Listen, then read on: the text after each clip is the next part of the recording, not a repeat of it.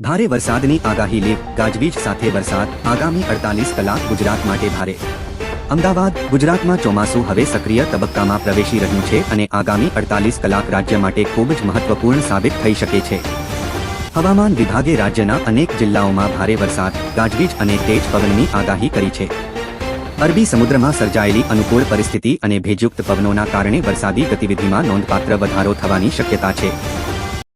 હવામાન વિભાગના તાજેતરના અનુમાન મુજબ દક્ષિણ ગુજરાત, સૌરાષ્ટ્ર, મધ્ય ગુજરાત અને ઉત્તર ગુજરાતના કેટલાક વિસ્તારોમાં મધ્યમથી ભારે વરસાદ પડી શકે છે।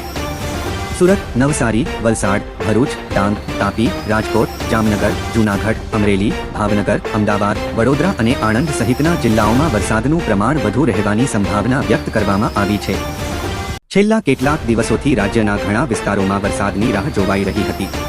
હવે મેઘરાજાની સક્રિયતા વધતા ખેડૂતોમાં ખુશીનો માહોલ જોવા મળી રહ્યો છે। ઘણા વિસ્તારોમાં વાવણીની તૈયારી પૂર્ણ થઈ ગઈ છે અને ખેડૂતો વરસાદની રાહ જોઈ રહ્યા છે। જો આગાહી મુજબ વરસાદ વરસશે તો કૃષિ ક્ષેત્રને મોટો લાભ મળી શકે છે। હવામાન વિભાગે કેટલાક જિલ્લાઓમાં 40થી 60 કિલોમીટર પ્રતિ કલાકની ઝડપે પવન ફૂંકાવાની ચેતવણી આપી છે।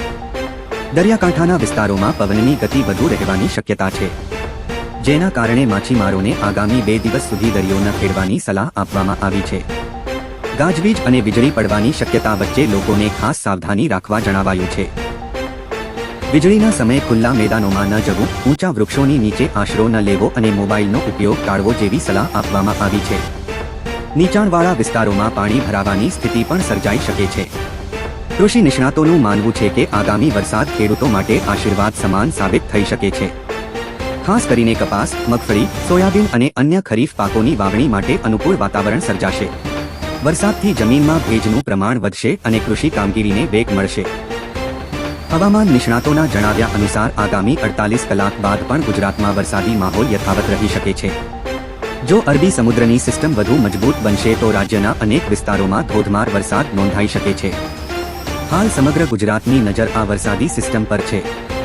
ખેડૂતો, વેપારીઓ અને સામાન્ય લોકો વરસાદની આગાહી પર સતત નજર રાખી રહ્યા છે। આગામી 2 દિવસ ગુજરાત માટે ચોમાસાની દૃષ્ટિએ નિર્ણાયક બની શકે છે।